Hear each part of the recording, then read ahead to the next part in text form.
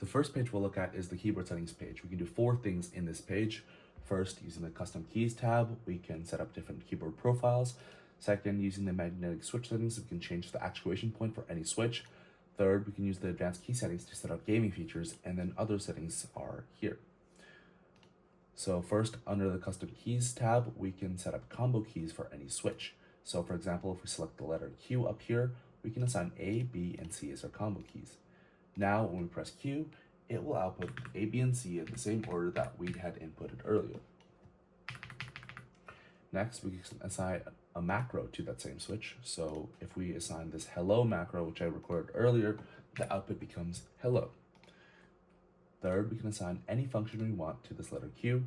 For example, if we select mute, our letter Q becomes a mute switch for our system.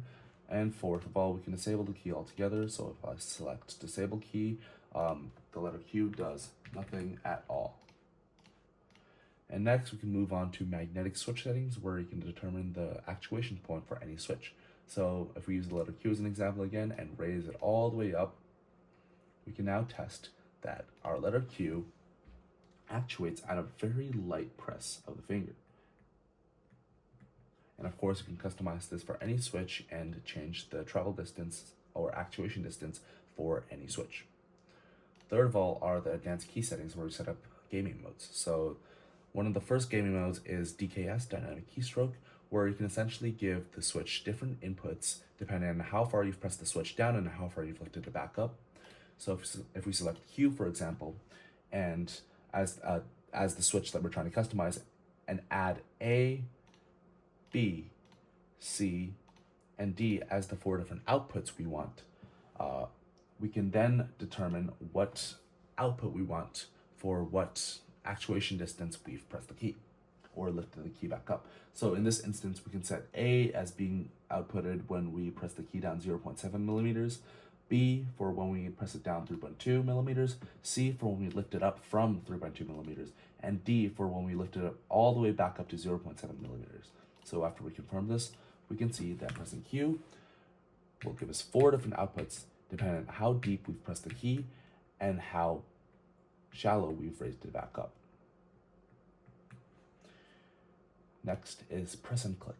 Essentially, this gives 2 different functions, one triggered when pressed and the other triggered when clicked for any key. So if we select W as the key we're trying to customize right here, we can choose A for when we hold it and B for when we click it. And we can also adjust the triggering time for when we hold the key. Now, if we click W quickly, we get B as our output because we set it up right here. And when we hold it down, we get A as our output. And you just have to hold it down the same amount of time that you selected down here in this slider. The third one is toggle switch. So essentially, you can choose any switch and assign a value to it and allow that switch to essentially toggle on or off. Now, you can either decide to toggle it onto a long press by just clicking it. So instead of holding it down, you can just tap it once and it'll have the same impact as long pressing that key down. Or you can choose rapid fire, which repeats the switch output at a consistent rate. So first, let's test out the long press for the letter E, and I've selected the output as A. So if we just click E, it'll just have the same impact as holding down the A key. And we can click it again to stop it. Or if we want to choose rapid fire again, it just comes out as a more consistent rate instead of that holding down function that we saw earlier with the long press. And then finally is snap key, which is a feature that you can only really see the benefits of when you're using it in games. So for key 1, we can choose A, and for key 2, we can choose S. And now those 2 keys are binded together through snap key. And now if these 2 keys are pressed at the same time, the last press key will be used. Finally, we have other settings. So we can change the keyboard polling rate, report rate, and then we can change some various sleep settings.